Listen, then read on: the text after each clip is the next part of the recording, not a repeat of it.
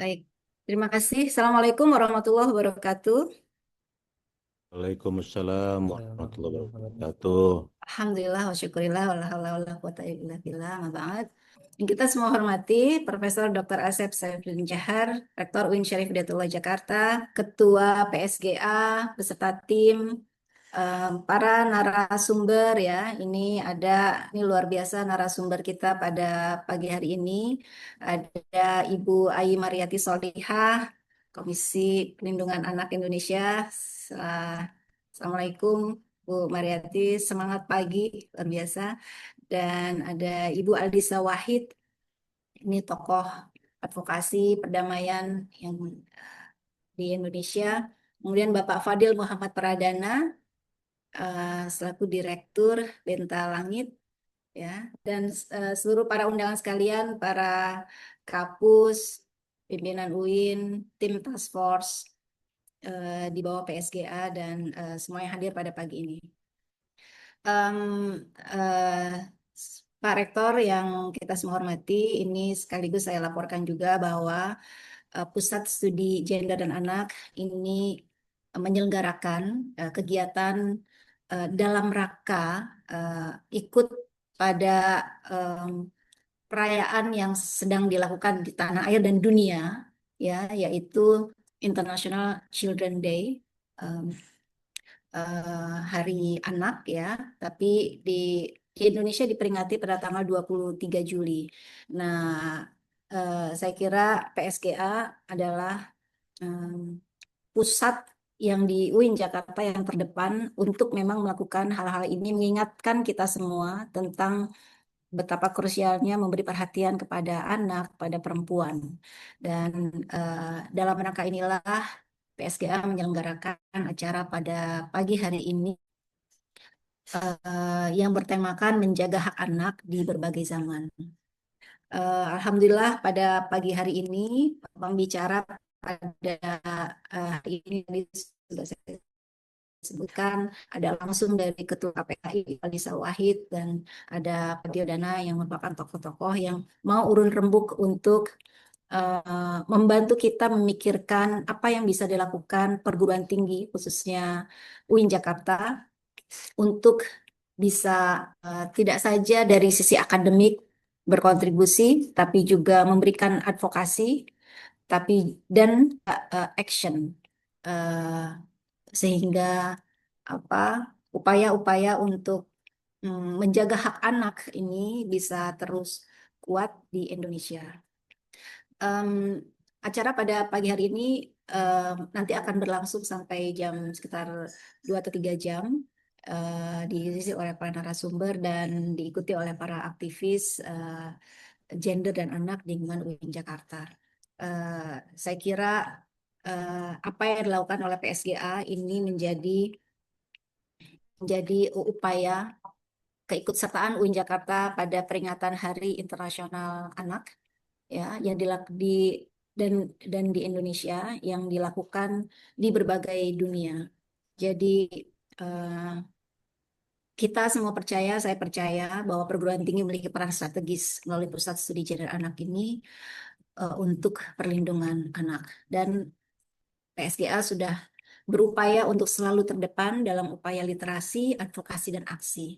Mungkin ini yang saya apa berharap bahwa dalam kegiatan hari ini bisa nanti ada upaya-upaya aksi yang di yang dihasilkan sehingga ke depan perlindungan anak itu bisa terus terdepan di UIN Jakarta.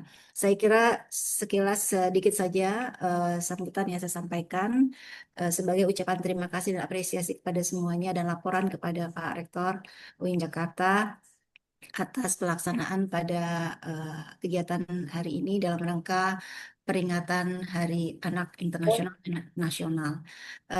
Ucapan terima kasih kepada semua yang hadir, kepada tim PSGA, pada Ibu Dr. Wiwi Siti Sajaroh dan tim, serta para narasumber, dan juga mohon arahan dan insight dari Pak Rektor untuk membuat seminar pagi hari ini bisa lebih terarah.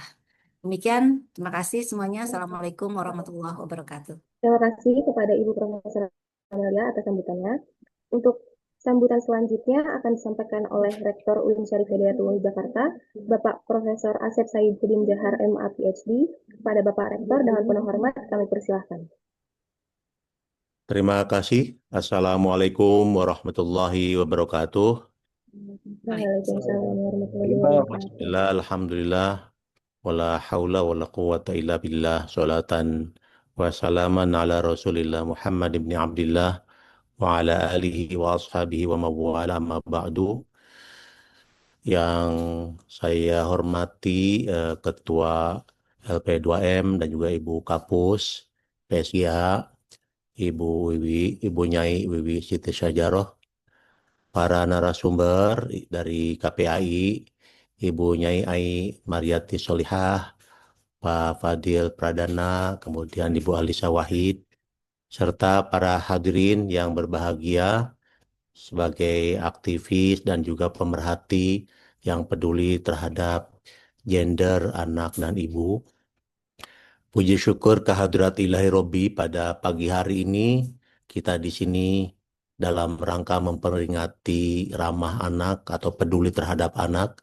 Salawat dan salam kita sampaikan kepada junjungan Nabi besar kita Muhammad Sallallahu Alaihi Wasallam. Saya sebagai rektor pertama-tama menyampaikan terima kasih dan bangga atas inisiasi kegiatan ini.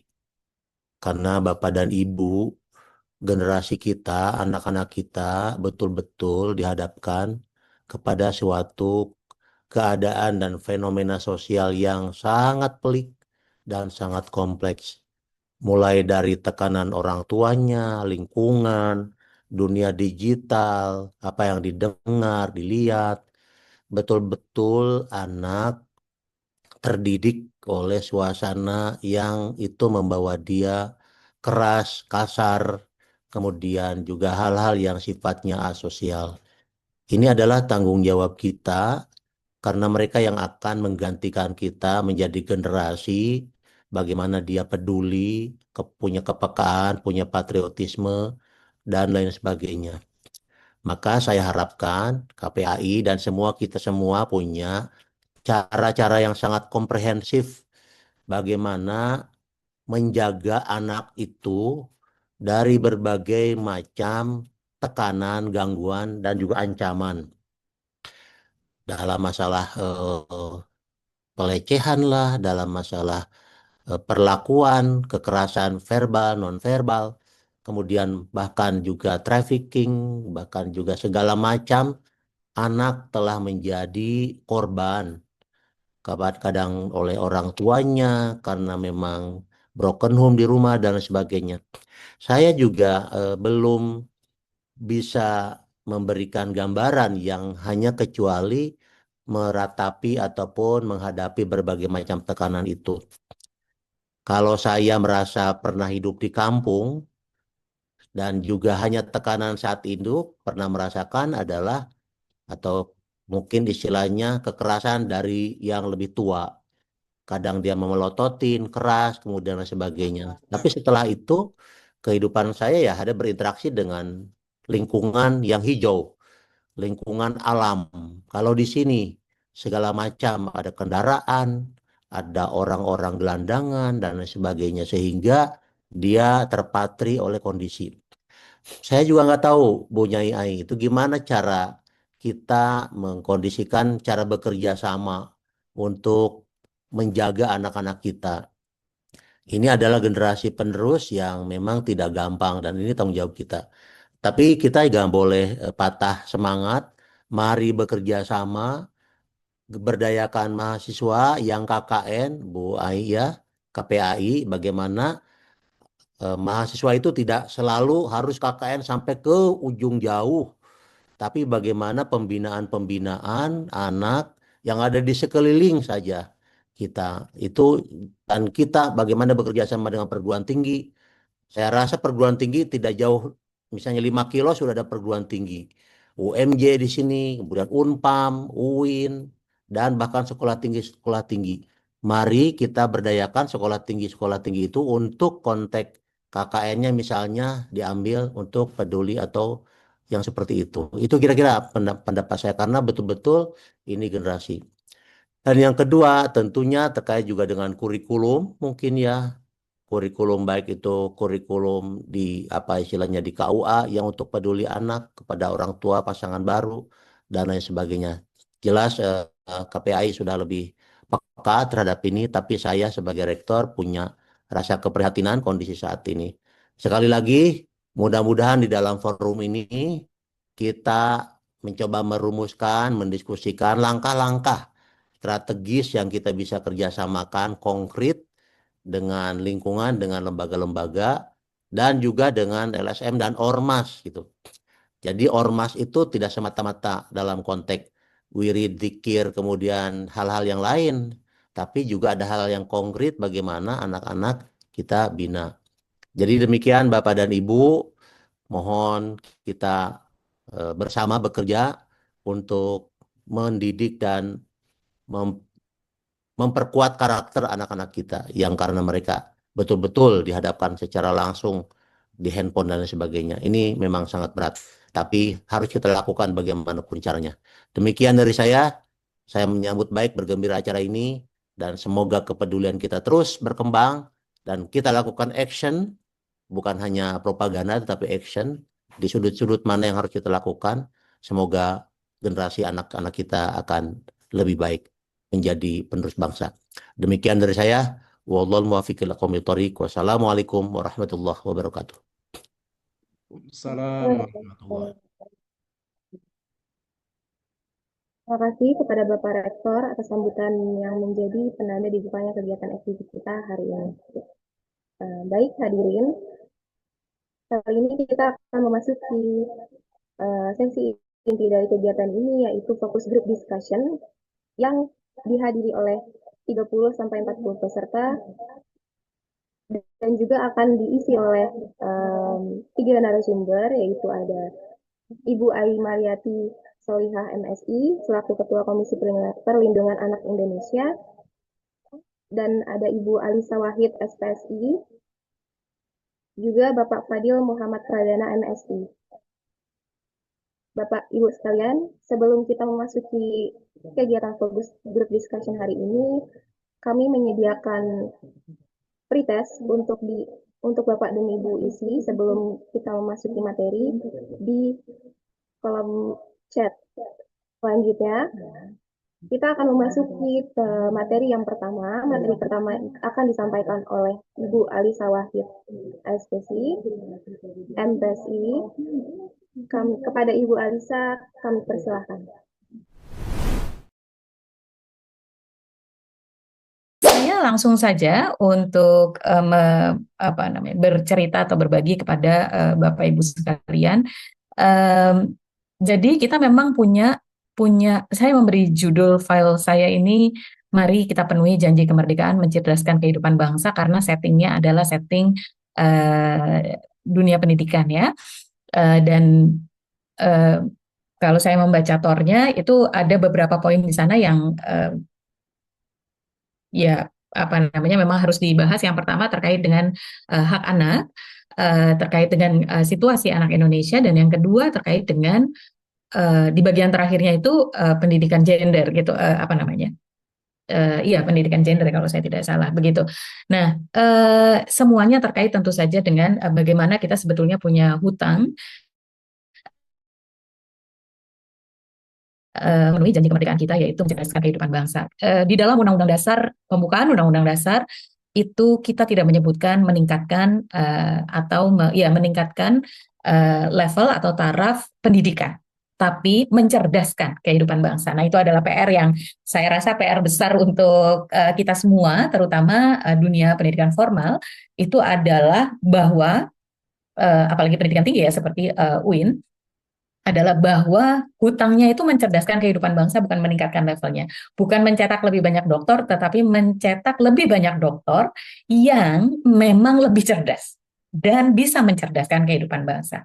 Ini dua hal yang sangat berbeda menurut saya, karena saya melihat banyak upaya itu difokuskan pada peningkatan angka partisipasi murni, peningkatan apa namanya tingkat level pendidikannya, jenjang pendidikannya, tetapi ternyata kita masih punya PR yang sangat besar dari sisi mencerdaskan kehidupan bangsa yang itu terefleksikan dari berbagai angka-angka yang muncul begitu.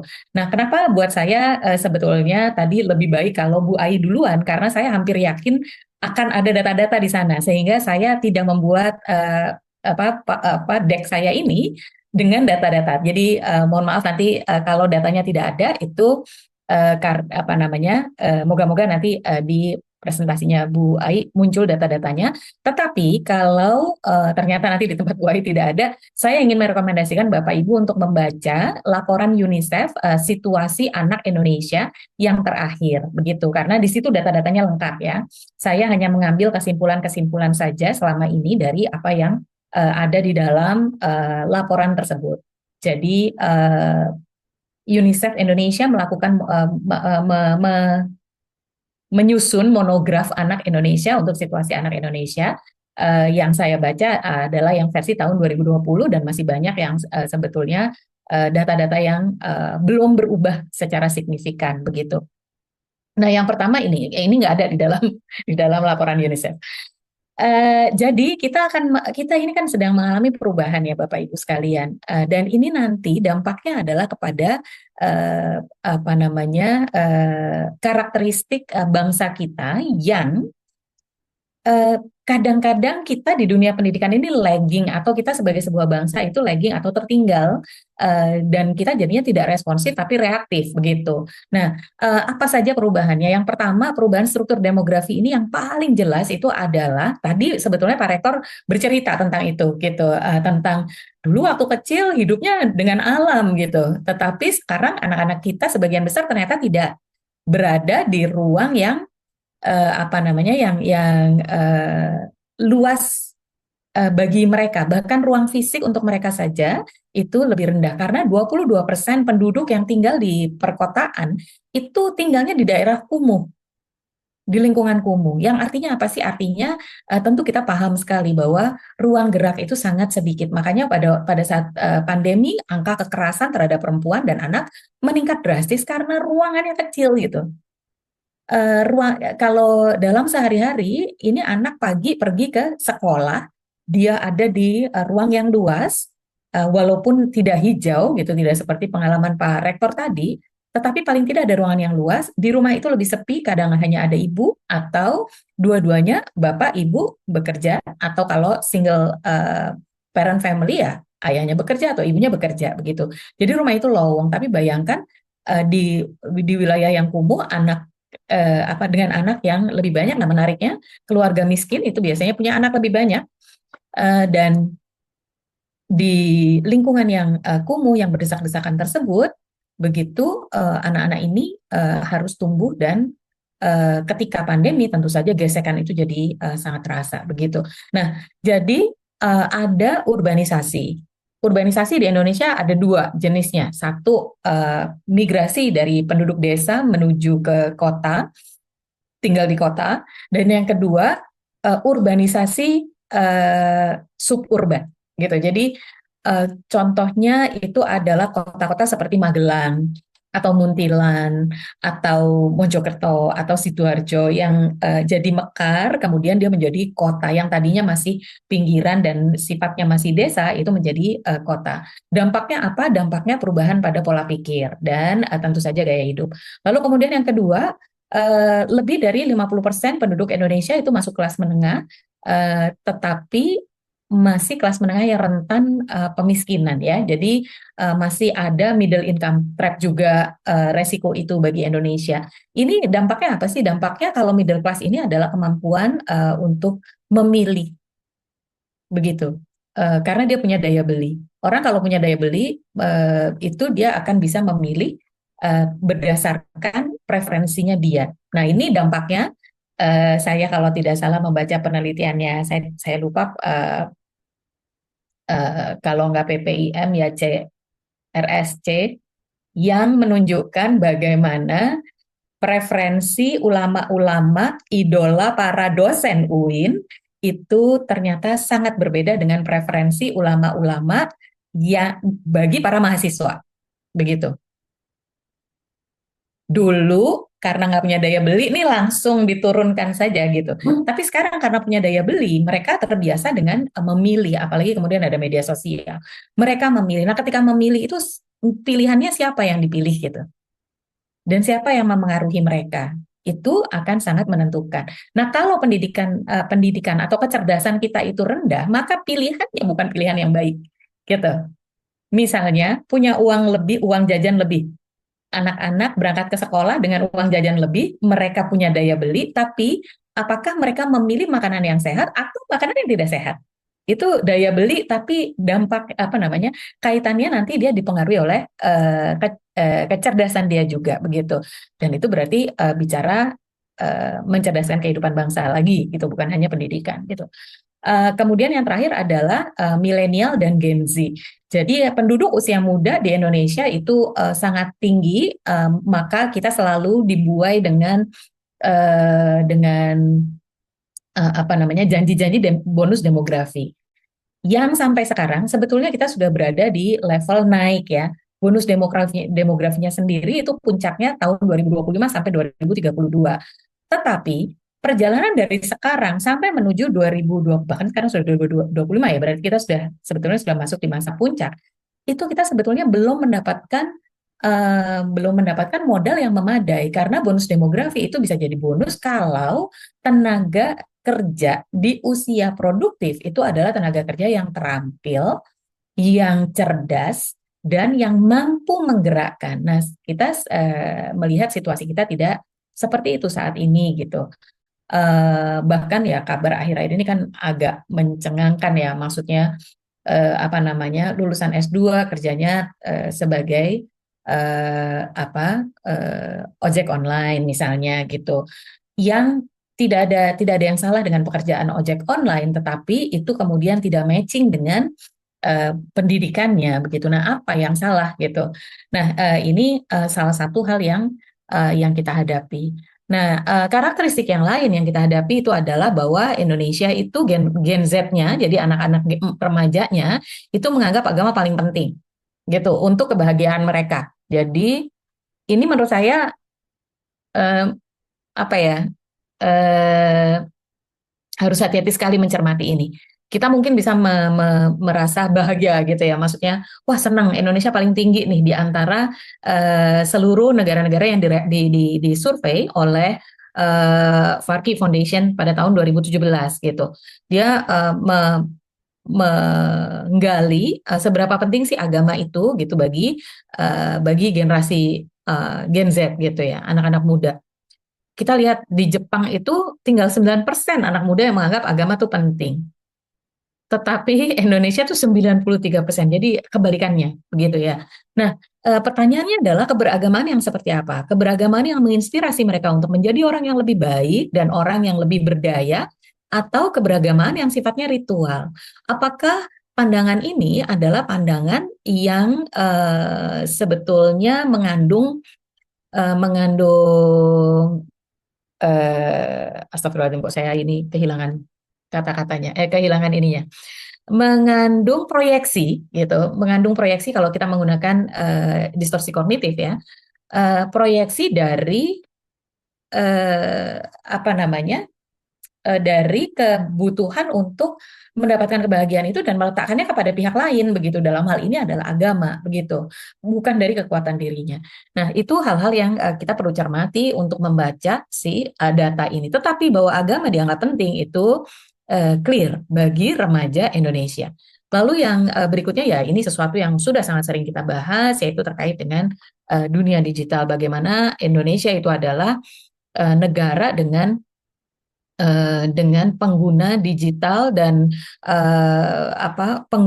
pengguna digital, pengguna media sosial paling tinggi, lalu tidak pernah berhenti bicara. Jadi kalau dipetakan Twitter itu atau X itu dipetakan dari sisi apakah seberapa lama orang bercakap-cakap di Twitter, Indonesia tuh nggak pernah berhenti begitu. Dan itu dua kota, Jakarta dan Bandung, itu dua kota yang tidak pernah berhenti bicara gitu di Twitter gitu, di X gitu. Sementara Tokyo itu juga besar, kemudian Brazil itu besar ya, Sao Paulo kalau saya tidak salah, atau Rio gitu. Lalu kemudian New York itu yang besar-besar.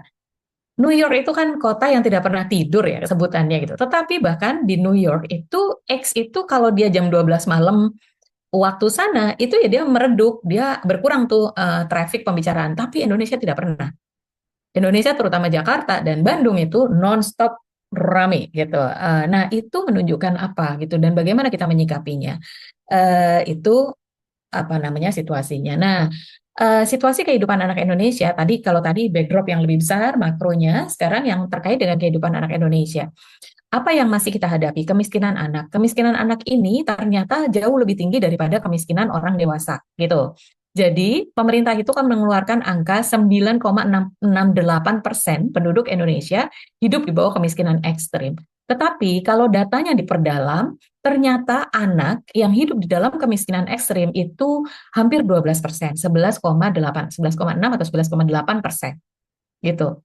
Nah, ini pun lebih parah karena apa namanya anak-anak yang tinggal dengan kepala keluarga perempuan, jadi yang bercerai atau yang apa single parent dari tanpa pernikahan begitu, itu mereka lebih rentan hidup di bawah garis kemiskinan begitu. Jadi ini situasinya. Lalu kemudian pendidikan berkualitas. Kita tahu saat ini salah satu model kesenjangan yang paling berbahaya untuk masa depan Indonesia itu adalah kesenjangan akses terhadap pendidikan berkualitas. Kalau kita melihat semakin lama untuk pendidikan dasar dan menengah, semakin lebar jurang antara sekolah-sekolah yang menawarkan pendidikan yang berkualitas dengan sekolah-sekolah yang eh, eh, apa ya hasilnya itu yaitu skor PISA skor PISA-nya lebih rendah begitu, yang jauh lebih rendah dalam skala global. Artinya anak-anak yang tinggal di perkotaan misalnya atau anak-anak dari keluarga kelas menengah ke atas mereka memiliki akses terhadap pendidikan berkualitas yang jauh lebih baik, tetapi anak-anak yang tinggal di pedesaan ini juga disparitas ini juga muncul terutama antara perdesaan dengan perkotaan gitu. Anak-anak di pedesaan itu cenderung punya kualitas pendidikan yang jauh lebih rendah begitu dari kualitasnya, dan ini nanti kaitannya dengan pendidikan guru dan lain-lain. Lalu yang ketiga tentu saja kualitas kesehatan. Kualitas kesehatan kita misalnya stunting itu masih 19%. Artinya gizi itu masih menjadi problem. Lalu kematian bayi apa namanya bayi saat lahir maupun seminggu setelah lahir itu kita masih paling tinggi di Asia. Apa namanya kesehatan ibu itu juga masih sangat mengkhawatirkan ya. Angka kematian ibu yang tinggi pada saat persalinan kita kan paling tinggi juga di Asia, masih 200 ya, walaupun itu sudah turun drastis dari 359, kemudian 309, sekarang 225, beberapa tahun yang lalu 225, sekarang turun lagi, tetapi itu masih menunjukkan resiko anak yang dikandung oleh ibu itu tidak mendapatkan asupan gizi yang baik juga, karena resiko meninggal dunia pada saat persalinan dan setelah persalinan itu kan sebetulnya tidak ujuk-ujuk gitu, tetapi itu pasti dipengaruhi oleh kesehatan ibunya sendiri dan artinya kesehatan ibu yang pada saat dia mengandung. Lalu kemudian praktek berbahaya itu masih banyak, terutama female genital mutilation yang walaupun kalau di Indonesia sebetulnya bukan female genital mutilation tetapi P2GP itu juga masih banyak. Belum lagi kita bicara beban berganda anak perempuan. Beban berganda anak perempuan itu macam-macam ya. Misalnya apa namanya mereka mendapatkan beban bekerja domestik itu jauh lebih besar daripada anak laki-laki. Anak laki-laki punya kemungkinan untuk bersekolah lebih tinggi daripada anak perempuan, walaupun itu nanti akan kelihatan sebetulnya, walaupun akhir-akhir ini anak perempuan sekolahnya lebih apa namanya sudah setara dengan anak laki-laki, tapi kemudian akses ke dunia kerjanya juga berkurang. Maka proyeksi kehidupan masa depan kehidupan anak-anak Indonesia itu juga menjadi pertanyaan dengan akses pendidikan berkualitas, kualitas kesehatan, dan lain-lain. Kesiapan mereka untuk masuk dunia kerja itu menjadi lebih rendah dan akhirnya mereka terserap sebagai tenaga kerja kasar. Partisipasi anak dalam pengambilan keputusan terkait kebijakan publik yang terkait dengan mereka itu juga masih belum memuaskan. Kita masih menganggap anak itu tidak memiliki aspirasi dan menjadi penerima pasif saja dari apa yang dipikirkan oleh para orang dewasa. Dan yang terakhir tentu saja kebutuhan anak dengan disabilitas ini saya letakkan paling akhir karena ini sebetulnya problem yang paling menyedihkan menurut saya gitu. Anak dengan disabilitas itu sampai saat ini masih menjadi warga negara kelas 3 mungkin ya. Mereka cenderung dibiarkan, tidak difasilitasi, tidak dipenuhi hak-haknya, dan juga fasilitas publik kita itu biasanya tidak memberikan keleluasaan bagi mereka, apalagi pemenuhan hak mereka, begitu. Nah, ini yang terkait dengan deprivasi untuk anak. Ini saya ambil dari laporan situasi anak Indonesia tahun 2020 yang tadi saya sebutkan dari UNICEF. Nah, kemiskinan anak itu ternyata bukan hanya soal penghasilan orang tuanya, begitu, tetapi dampaknya kemana-mana, Bapak Ibu sekalian, begitu. Jadi, misalnya anak-anak yang dari keluarga miskin, itu mereka tentu saja listrik dan air itu sangat minimal begitu ya, dan itu 57% anak-anak itu ternyata tinggal di dalam household atau rumah tangga yang mengalami kesulitan listrik dan air. Ini untuk anak-anak yang berada di keluarga miskin. Lalu kesehatannya juga 53%-nya jauh lebih rendah dan seterusnya. Begitu. Nah, kalau secara khusus untuk anak perempuan resiko kemiskinan jauh lebih besar. Jadi tadi sudah saya sebutkan juga, semua anak kalau dia tinggal di keluarga yang single parent perempuan itu resiko kemiskinan yang lebih tinggi, tetapi ternyata resiko kemiskinan anak perempuan itu juga jauh lebih tinggi gitu. Dari mana? Dari dari deprivasi yang mereka alami. Jadi tidak terpenuhinya kebutuhan-kebutuhan dasar itu. Lalu kemudian resiko kekerasan itu juga lebih besar. Jadi anak perempuan kepada anak perempuan itu resiko kekerasan itu jauh lebih besar. Baik kekerasan seksual yang secara fisik betul-betul menghancurkan keseluruhan diri anak, tetapi juga dari resiko kekerasan verbal yang dilakukan oleh teman-temannya di sekolah misalnya. Bullying terhadap mereka, atau yang paling mudah catcalling itu masih jauh lebih tinggi dialami oleh anak-anak perempuan, begitu. 1 dari 3 anak perempuan mengalami kekerasan dalam berbagai bentuknya, begitu. Lalu kemudian resiko beban ganda. Resiko beban ganda ini terutama nanti ketika dia sudah remaja, itu antara sekolah dengan ikut mengurus di rumah dan lain-lain, itu risiko beban ganda, atau dia diminta untuk ikut bekerja sebagai anak yang bekerja, bahkan menjadi pekerja anak misalnya gitu. Dan risiko praktek berbahaya seperti perkawinan anak, P2GP dan lain-lain itu juga masih menjadi tantangan bagi anak perempuan gitu. Nah, yang mendesak itu adalah beberapa hal ini. Jadi ini secara umum, tetapi yang paling mendesak menurut saya, yang ini saya berharap pendidikan tinggi itu juga ikut meresponsnya secara aktif, itu adalah kekerasan terhadap anak, tentu saja, karena ini sudah bukan lagi persoalan penting, tetapi genting. Angkanya meningkat terus, intensitasnya meningkat. Intensitas dalam arti bentuknya ya, bentuk kekerasannya itu sudah semakin mengerikan dalam tanda kutip begitu. Jadi ini sudah penting dan genting, urgent and important. Kalau kita yang familiar dengan Eisenhower Matrix, kita tahu ada yang urgent dan ada yang urgent tapi tidak important. Misalnya telepon bunyi itu kan urgent tapi mungkin nggak important. Tapi ada yang lebih banyak itu adalah yang important tapi tidak urgent. Yang harusnya menjadi fokus kita itu adalah yang important tapi tidak urgent. Misalnya kesehatan anak. Kesehatan anak itu tidak saat ini juga akan membunuh anak gitu. Tetapi ketika kita tidak invest terhadap pendidikan berkualitas atau terhadap kesehatan anak, maka pada akhirnya nanti kita akan berhadapan dengan situasi urgent important gitu.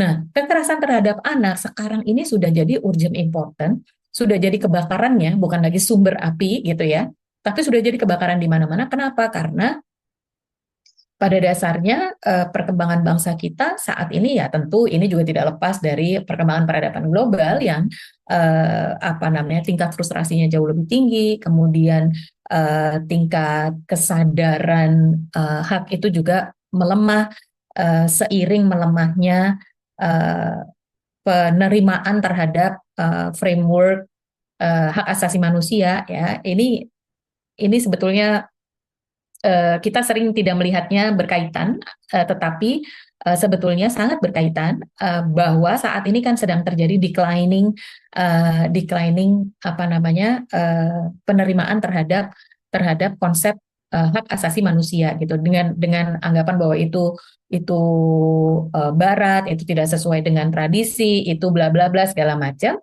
sehingga kemudian hak asasi itu tidak lagi bisa diyakini menjadi nilai yang tertanam dalam individu begitu. Akibatnya apa? Akibatnya kemudian kekerasan itu menjadi salah satu yang bermunculan di mana-mana begitu. Penggunaan kekerasan terhadap apapun. Nah, kekerasan terhadap anak itu meningkat. Kita melihat itu sangat clear. Nanti pasti AI akan menyampaikan data-datanya. Lalu kemudian yang kedua, kekerasan berbasis gender, terutama ini untuk anak Indonesia, kita tahu kekerasan terhadap perempuan itu meningkat, kekerasan terhadap anak perempuan, kasus demi kasus, tindak kejahatan seksual kepada anak-anak perempuan itu menjadi jauh lebih banyak. Bahkan yang paling menyedihkan itu adalah itu dilakukan oleh para pemuka agama atau oleh pendidik begitu itu kekerasan berbasis gender, kekerasan seksual yang itu sangat sangat ini ya yang sangat ekstrim menurut saya itu adalah kekerasan berbasis gender. Kemudian juga kekerasan-kekerasan lain yang tidak terkait dengan seksualitas. Misalnya kekerasan fisik, bahkan kekerasan verbal dan kekerasan yang lain juga begitu dalam berbagai bentuknya kekerasan ekonomi dan lain-lain itu. Lalu kekerasan berbasis online yang sekarang makin banyak terjadi begitu dan kita tahu anak-anak perempuan itu resiko kerentanannya itu jauh lebih tinggi karena mereka grooming berbasis online itu terjadi. Kita ingat beberapa tahun yang lalu saya waktu itu sampai akhirnya saya duduk bersama anak-anak saya yang masih remaja waktu itu gara-gara kasus tersebut. Itu kasusnya ketika ada seorang anak SMP perempuan di waktu upacara sekolah, kepala sekolahnya menyebutkan bahwa anak ini dikeluarkan dari sekolah karena dia hamil. Begitu. Dan itu kan kita sempat rame ya, waktu itu di media sosial kita sempat rame. Anak ini mungkin maksud kepala sekolah itu adalah memperingatkan, menjadikan ini sebagai attack. Mohon maaf itu saya menua suka hilang ininya. Jadi intinya adalah shock ya shock terapi, menjadikan kasus itu sebagai shock terapi. Tetapi itu adalah sesuatu yang sangat jauh dari penghormatan terhadap martabat anak. Dan ketika akhirnya itu rame, ketahuan bahwa anak ini hamil karena dia diperkosa oleh kenalan dari Facebook. Anak SMP kenalannya di Facebook, lalu kemudian di grooming, lalu diajak ketemu, lalu diperkosa, lalu hamil dan pemerkosanya itu ya sudah hilang begitu. Tetapi yang mengemban semua dampak sosial itu kan si anak perempuan ini gitu ya. Jadi kekerasan berbasis online itu sekarang real sekali, anak-anak yang di groom, kemudian yang daring itu truth or dare gitu, tantang-tantangan online misalnya gitu, buka baju, posting picture itulah itu yang akhirnya itu kemudian disebarkan dan lain-lain. Itu banyak sekali kekerasan berbasis online terjadi, bahkan termasuk bullying begitu. Perkawinan anak masih cukup tinggi di Indonesia, walaupun sekarang angka resminya itu adalah 11%, tetapi angka tidak resminya kita tidak tahu karena sebetulnya kita tidak punya data yang betul-betul akurat begitu. Yang ada ya data resmi dari pemerintah itu 11%. Tetapi itu naik terus, naik turun, dan 2 tahun terakhir ini sebetulnya ada stagnansi begitu. Bahkan 2015 itu angka perkawinan anak tuh meningkat.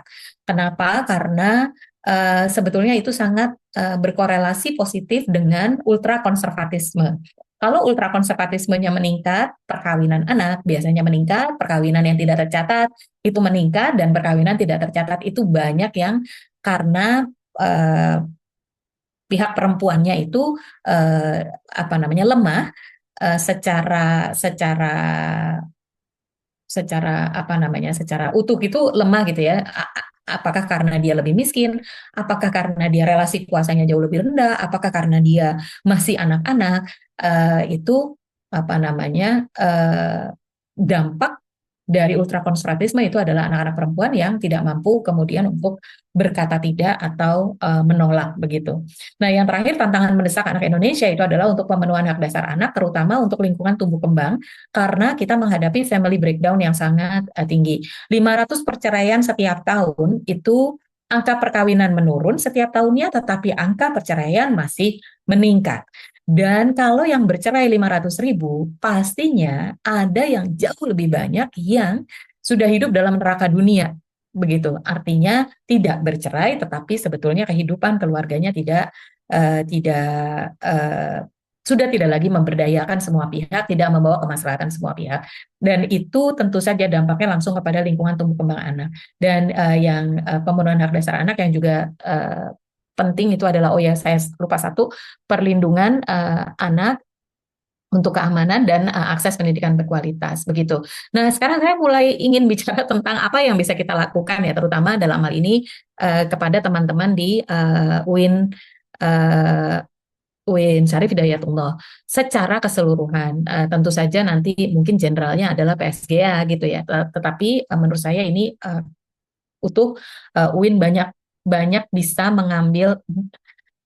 bisa mengambil banyak peran begitu. Tapi dalam kita menjalankan peran-peran tersebut, saya berharap kita aware atau kita memahami bahwa kita perlu untuk lebih deliberatif begitu dalam melakukan atau mendorong transformasi atau perubahan begitu. Kalau sekarang kosakata pendidikan itu kan deep learning ya, Prof ya. Nah, deep learning itu kalau di dalam kita bicara transformasi ya ini kita juga deepening our understanding gitu, deep diving terhadap situasinya. Jadi begini, kasus-kasus atau kondisi-kondisi anak Indonesia itu sangat sering hanya diperlakukan sebagai kasus begitu. Misalnya ada perkawinan anak rame begitu ya, itu lalu kemudian yang penting kasusnya selesai, atau ketika ada kekerasan seksual yang dialami oleh anak perempuan di sekolah misalnya, yang penting kasusnya selesai, itu sebetulnya adalah quick fix dan tidak pernah bisa menghasilkan perubahan jangka panjang. Nah, biasanya kalau pada level sistemik, biasanya negara akan melakukan redesigning policies, kebijakan publiknya akan diubah. Nah, barangkali nanti di UIN juga akan seperti itu, akan ada kebijakan publik yang berubah, begitu ya, kebijakan UIN yang berubah, baik di dalam lingkungan UIN-nya, ekosistem UIN-nya, maupun bagaimana UIN Syarif Hidayatullah ini bekerja atau berada di tengah masyarakat begitu. Tetapi perubahan kebijakan itu tidak akan bisa menghasilkan perubahan yang signifikan, transformasi yang signifikan kalau tidak ada perubahan pola pikir atau rethinking, kerja-kerja rethinking itu. Jadi sangat penting untuk bisa mendalami apa sebetulnya yang mau diubah, yang mau ditransformasi itu apa, dan untuk memahami kita berangkat dari mental model seperti apa atau paradigma seperti apa, akan mau kita bawa, kita ubah menjadi paradigma seperti apa, begitu. Kenapa? Karena sebuah sistem itu menjadi seperti ini karena cara berpikir para pelaku sistemnya. Jadi kalau misalkan sekarang ini kita menghadapi situasi anak-anak Indonesia ini eh, apa namanya menghadapi kekerasan misalnya ya, kekerasan terhadap anak misalnya yang meningkat, itu kan pelakunya, stakeholdersnya pasti banyak begitu, pelaku sistemnya pasti banyak. Dia diciptakan oleh para pelaku sistem. Sistem itu diciptakan oleh para pelaku sistem, dan para pelaku sistem itu menciptakan sistem karena mereka punya pola berpikir sendiri. Kalau kita tidak menggeser pola pikir ini, maka sebetulnya kegiatan macam apapun tidak akan ada efeknya. Tadi Pak Rektor menyebutkan tentang ya nanti KKN, itu anak-anak KKN nanti kan bisa melakukan penyuluhan. Mengumpulkan warga itu kerja keras. Lalu memberikan penyuluhan itu juga kerja keras, gitu. Tetapi sungguh menyedihkan ketika mengumpulkan warga dan kerja keras memberikan penyuluhan itu, kita tidak memahami atau mendalami values apa yang mau kita geser, dan juga anak-anak KKN-nya tidak memiliki values yang jelas, maka kerja keras tadi itu ya nggak akan menghasilkan.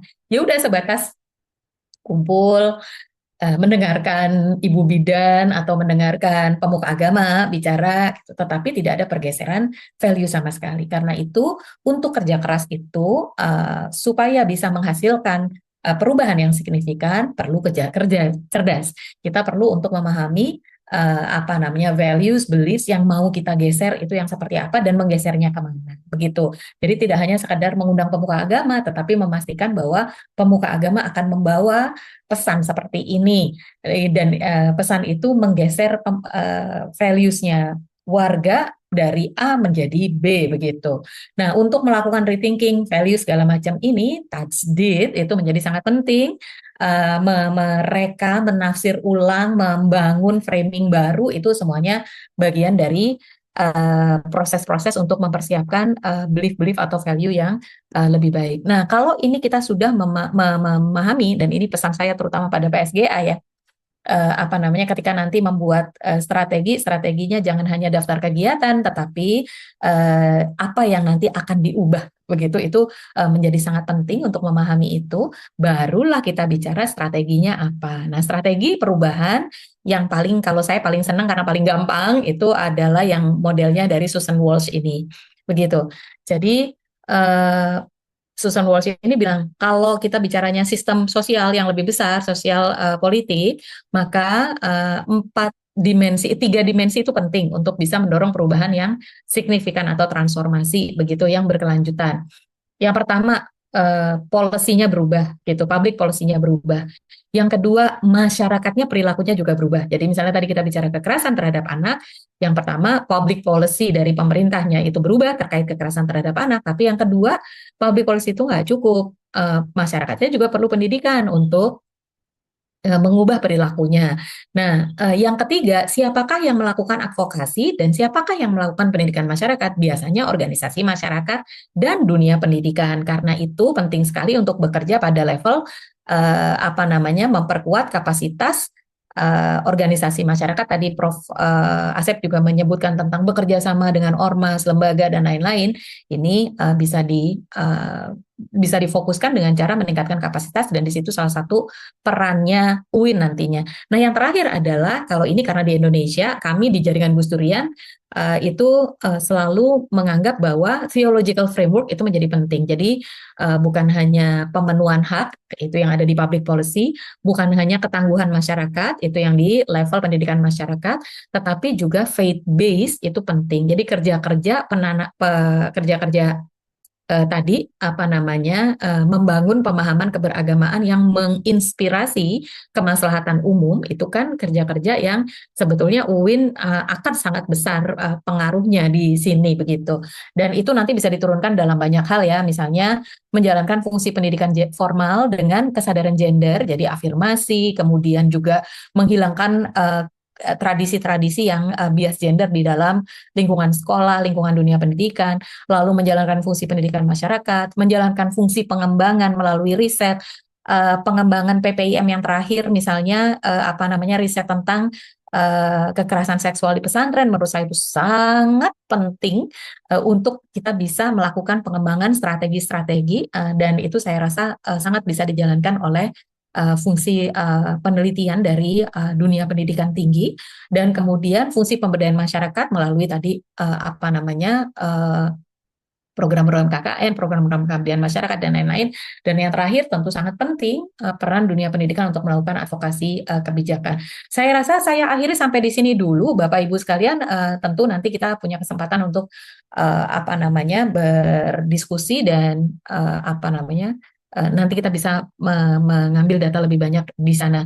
Sebetulnya saya ingin sharing tentang Gerakan Keluarga Maslahah NU sebagai salah satu yang apa namanya model pendekatan yang sekarang ini sedang kami kembangkan di NU, dan lumayan efektif begitu untuk community based, faith based intervention begitu. Jadi pendekatannya dengan perspektif agama tetapi community based di lingkungan di level tapak atau akar rumput begitu. Tetapi itu nanti saja ya dalam diskusi, karena saya rasa Bapak Ibu kalau suruh dengerin saya lebih lama lagi mungkin juga apa namanya satu arah dan nggak apa tidak bisa fokus lama-lama begitu. Baik, saya rasa itu Bapak Ibu sekalian untuk pengantar dari saya. Nanti kita lanjutkan dengan diskusi. Terima kasih. Wallahul muwaffiq ila aqwamit thoriq. Assalamualaikum warahmatullahi wabarakatuh.